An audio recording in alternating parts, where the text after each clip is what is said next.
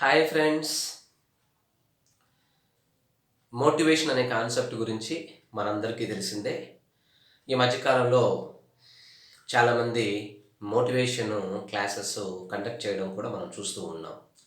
Business పీపుల్కి, school పీపుల్కి, college పీపుల్కి, హౌస్ వైఫ్స్కి, ఎంప్లాయీస్కి ఈ విధంగా మోటివేషన్ క్లాసెస్ అని కండక్ట్ చేయడం చూస్తున్నాం.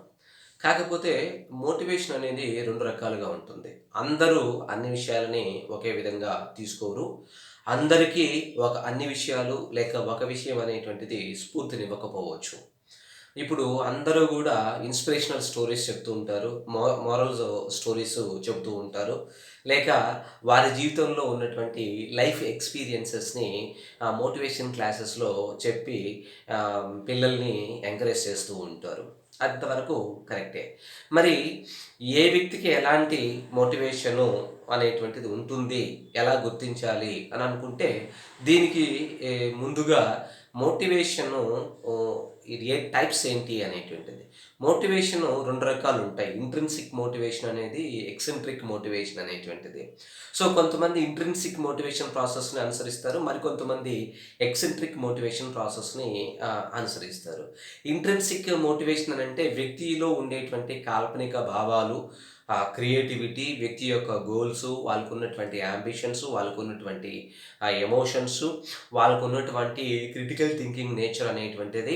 సో, వారికున్నటువంటి లింగ్విస్టిక్ కేపబిలిటీ అనేటువంటిది, వారికున్నటువంటి మేనేజ్‌మెంట్ థింగ్స్, డిఫికల్టీ సిట్యుయేషన్స్‌ని ఏ విధంగా హ్యాండ్లింగ్ చేస్తున్నారు అనేటువంటిది, ప్రత్యేకంగా వారికున్నటువంటి అవసరాలేంటి అనేటువంటి దాని మీద ఆధారపడి ఉంటుంది. దీన్నే వ్యక్తికి సంబంధించి, అంటే వ్యక్తి అంతర్గత ప్రపంచంలో తనకు తాను ఉన్నటువంటి వాటిని గుర్తించి, అవి అవసరాలని ఏ విధంగా తీర్చుకోవటానికి తనని తాను ప్రేరేపించుకునేటువంటి ఒక పద్ధతి.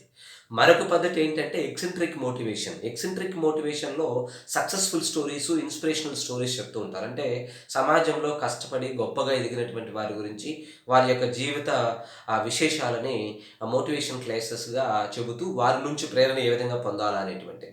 ఉదాహరణకి మనకు రామకృష్ణ పరమహంస ఉన్నారు, స్వామి వివేకానంద ఉన్నారు, అబ్దుల్ కలాం గారు ఉన్నారు, రతన్ టాటా గారు ఉన్నారు. ఇలా చాలామంది గ్రేట్ పర్సనాలిటీస్ అనేటువంటి వాళ్ళు ఉన్నారు. ఇక్కడ కేవలము వారిని ఆచరించేటువంటిది కాకుండా, వారిని అనుసరించేటువంటిది, అంటే ఐడియాలజీ కాన్సెప్ట్ అనేటువంటిది మనం చెప్పవచ్చు.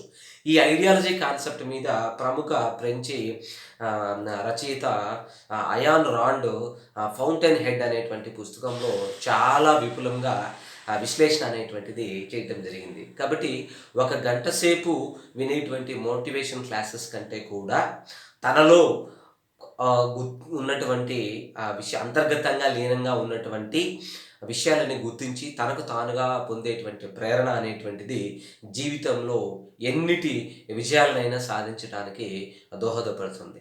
అలాగే మోటివేషన్ అంటే ఏదో ఒకరోజు గంట అనేటువంటి కాన్సెప్ట్ కాదు. మోటివేషన్ అనేటువంటిది నిరంతరము ఒక డ్రైవ్ లాగా, ఒక ఫోర్స్ లాగా మనిషిని తను అనుకున్న పనిని సాధించటం కోసము, దానికి ఉన్నటువంటి అవకాశాల కోసము, దానిని ఏ విధంగా సాధించాలా అని చెప్పి నిరంతరము తపనతోటి ఆలోచించేటువంటి వ్యక్తులు, అట్లాంటి లక్షణాలు ఉన్నటువంటి వాటినే ఈ మోటివేషన్ అనేటువంటిది, ప్రేరణ అనేటువంటిది వారికి జీవితంలో ఉపయోగపడుతుంది. అలాగే ఇది సమయానుకూలంగా కూడా వ్యక్తులకు చాలా తోడ్పాటునిస్తుంది. కాబట్టి మీరు ఏ కోలోకి వస్తారో ఒకసారి మీరే ఆలోచించండి. Thank you.